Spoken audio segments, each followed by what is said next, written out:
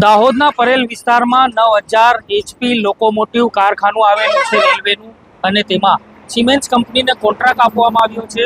સ્થાનિક લોકોને રોજગારી મળે તે માટે છેલ્લા કેટલાય સમયથી અહીંયાના જે શિક્ષિત બેરોજગાર યુવક યુવતીઓ છે આ લોકો રોજગારી માટે ફાંફા મારી રહ્યા છે, પરંતુ તેમને હજુ સુધી કોઈ પણ પ્રકારની રોજગારી સિમેન્સ કંપનીમાં રેલવે કારખાનામાં ન મળતા તેઓ આવેદનો આપી રહ્યા છે, આંદોલનો કરી રહ્યા છે.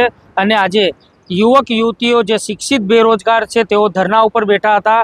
આમાં જે ગોધરા રોડ ખાતેનું સનાતન મંદિર આવેલું છે, આ સનાતન મંદિર ખાતે કેટલાક બેરોજગાર યુવક યુવતીઓ જે દાહોદ જિલ્લામાંથી આવ્યા હતા, દાહોદ શહેરમાંથી હતા, આ લોકોની માંગ છે કે તેઓ શિક્ષિત છે, તેઓ બેરોજગાર છે, તેમને રેલવેનું જે સિમેન્સ કંપનીનું કારખાનું આવેલું છે આ કારખાનામાં નોકરી મળે તે ઉદ્દેશ્યથી તેઓ બેરોજગાર બની અને આજે પણ ઘરે બેસી રહ્યા છે.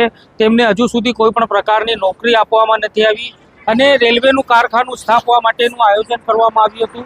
તેમાં મોટા મોટા વાયદાઓ નોકરી માટેના કરવામાં આવ્યા હતા, પરંતુ તેમનો આક્ષેપ છે કે જે સિમેન્સ કંપની છે સિમેન્સ કંપની દ્વારા હજુ સુધી HR ડિપાર્ટમેન્ટની નિમણૂક કરવામાં નથી આવી અને જે અન્ય પરપ્રાંતીય લોકો છે તેમને અહીંયા નોકરી ઉપર રાખવામાં આવી રહ્યા છે. અને દાહોદના જિલ્લાના શહેરના લોકોને જે શિક્ષિત બેરોજગાર છે તેમને કોઈ પણ પ્રકારની નોકરી આપવામાં નથી આવી અને તેને લઈને આજે જે શિક્ષિત બેરોજગાર યુવક યુવતીઓ છે દાહોદ જિલ્લાના, દાહોદ શહેરના, તેઓ લોકો આજે દાહોદ શહેરના ગોધરા રોડ ખાતે સનાતન મંદિર ખાતે ધરણા ઉપર બેઠા હતા અને તેમની માંગ છે કે આજે નહીં તો કાલે અમને નોકરી આપો, અને જો નોકરી નહીં આપો તો અમે છેલ્લા કેટલાય સમયથી ધરણા કરતા આવ્યા છે અને આગળ પણ ધરણા અને આંદોલન કરશું તેવી માંગ તેમની છે. ત્યારે આ આંદોલન ધરણાને લઈને જે સ્થાનિક નેતા છે આદિવાસી સમાજના, તેમને આ વિશે શું કહ્યું હતું સાંભળીશું. થોડા સમય પહેલા દાહોદના અંદર આદિવાસી મહાસંમેલન રાખેલું હતું.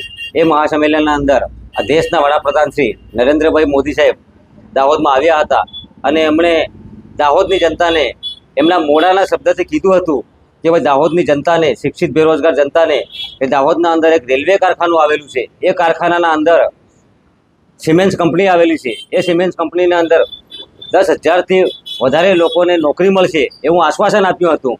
આજે ઘણો સમય થઈ ગયો છે, આજ દિન સુધી એ સિમેન્સ કંપનીના અંદર જે HR ડિપાર્ટમેન્ટ રચવાનું હોય છે એ HR ડિપાર્ટમેન્ટ પણ રચવામાં આવ્યો નથી અને દાહોદના લોકોને રોજગારી મળે એ માટે અમે ઘણા સમયથી આંદોલનો પણ કર્યા છે, આવેદનપત્રો પણ આપ્યા છે, પણ આજ દિન સુધી કોઈ નોકરી કોઈને આપવામાં નથી આવી અને કોઈને પણ નોકરી આપવામાં નથી આવી. સાથે સાથે જે HR ડિપાર્ટમેન્ટ નથી રચવામાં આવ્યો. ત્યારે અમે આજરોજ દાહોદ સનાતન મંદિર ખાતે આજે એક દિવસે ધરણા પ્રદર્શનનો કાર્યક્રમ કર્યો હતો અને દાહોદની જનતા અમારી સાથે હતી. દાહોદના શિક્ષિત બેરોજગાર બહેનો ભાઈઓ તમામ સાથે હતા. જો એમને નોકરી આપવામાં નહીં આવે તો આદિવાસી સમાજ તેમજ દાહોદની જનતા જ્યાં સુધી HR ડિપાર્ટમેન્ટ રચવામાં નહીં આવે ને જ્યાં સુધી જે સિમેન્સ કંપની આવેલી છે એ સિમેન્સ કંપનીની અંદર એમને રોજગારી આપવામાં નહીં આવે ત્યાં સુધી અમારી લડત ચાલુ રહેશે. જોહાર, ધન્યવાદ. દાહોદ જિલ્લાની તમામ ખબરોથી માહિતગાર રહેવા માટે DNA દાહોદની અસ્મિતા જે YouTube ઉપર છે અને અમારી ચેનલને તમે સબસ્ક્રાઈબ કરો. ફેસબુક, ઇન્સ્ટાગ્રામ ઉપર પણ અમારી ચેનલને ફોલો કરો. સાથે જ અમારા સમાચારોને તમારા WhatsApp ગ્રુપોમાં શેર કરો. દાહોદ જિલ્લાની તેમજ ગુજરાતભરની પલે પલની માહિતી અમે તમારા સુધી પહોંચાડતા રહીશું. તે માટે આપ અમારી ચેનલને YouTube ઉપર સબસ્ક્રાઈબ કરો. ફેસબુક, ઇન્સ્ટાગ્રામ અને ટ્વિટર ઉપર પણ અમને ફોલો કરી શકો છો. તો સમાચારોમાં હાલ આટલું જ. ફરી મળીશું નવી જાણકારીઓ સાથે. ધન્યવાદ.